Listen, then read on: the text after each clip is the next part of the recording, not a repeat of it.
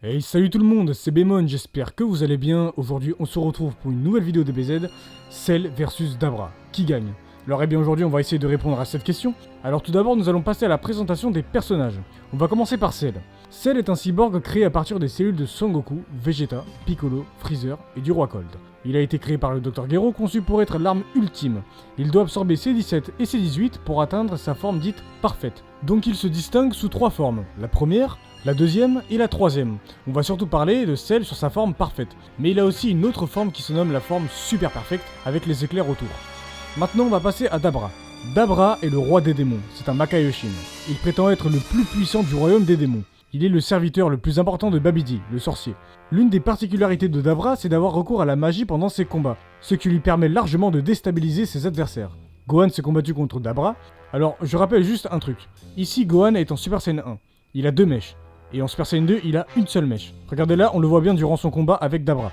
Ses cheveux sont bien plus hérissés, il a cet air sérieux qui montre qu'il est bel et bien en Super Saiyan 2. Mais vous allez voir que plus tard dans la vidéo, on s'en fiche s'il est en Super Saiyan 1 ou en Super Saiyan 2, car on va quand même réussir à estimer le niveau de Dabra. Aussi, vous allez me dire, il n'y a pas d'éclair autour de son aura. Eh bien, je vais répondre très simplement. En tout cas, je vais essayer de vous expliquer pourquoi. Déjà, il faut savoir que ce n'est pas nouveau que la Toei zappe de mettre les éclairs sur une transformation de Super Saiyan 2. Même contre Cell, ils avaient oublié de mettre quelques fois les éclairs.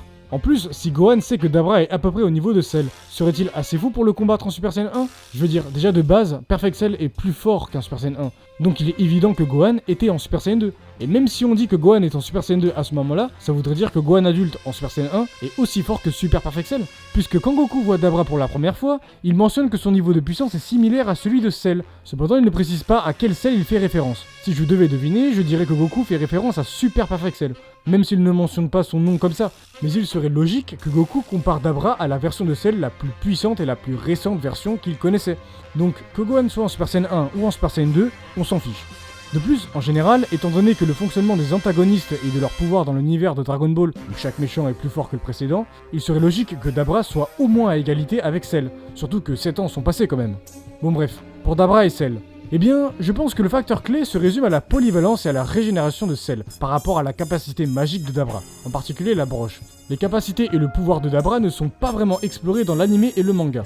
Mais vu qu'il est le Makaioshin, il doit avoir quand même un pouvoir sérieux, bien qu'il se soit fait complètement défoncer par Boo. Cependant, compte tenu de ce qu'on a vu, en dehors du crachat, je pense que Dabra aurait beaucoup de mal à vaincre Cell. Je veux dire, il a fallu une sacrée explosion de Kamehameha d'un Gohan en Super Saiyan 2, avec une aide sérieuse de Piccolo, Tenshin Han, Yamcha et Vegeta pour éliminer Cell. Alors que Dabra a pu se battre à égalité avec Gohan adulte lorsqu'ils se sont battus. Même si Gohan a moins de puissance qu'avant, un Super Saiyan 2 doit au moins être plus fort que Perfect Cell. En fin de compte, je pense que Cell et Dabra sont approximativement de même force. Et je parle bien de la version la plus forte de Cell, donc Super Perfect Cell. Mais je pense que Cell gagnerait son combat. Cependant, c'est compliqué à déterminer car ils viennent de différentes sagas. De plus, si les pouvoirs de Dabra étaient un jour un peu mieux explorés, cela pourrait peut-être changer mon opinion à ce sujet. Mais mon opinion serait que Cell gagnerait. Alors, bien évidemment de peu, mais il gagnerait quand même. Car je pense que les aptitudes de combat sont plus élevées chez Cell que chez Dabra. Bref, merci à tous d'avoir regardé cette vidéo, n'hésitez pas à vous abonner, à liker, à commenter, ça me ferait super plaisir. Si vous avez des idées de vidéos, n'hésitez pas à les mettre dans les commentaires, ça serait super cool. Bref, à plus.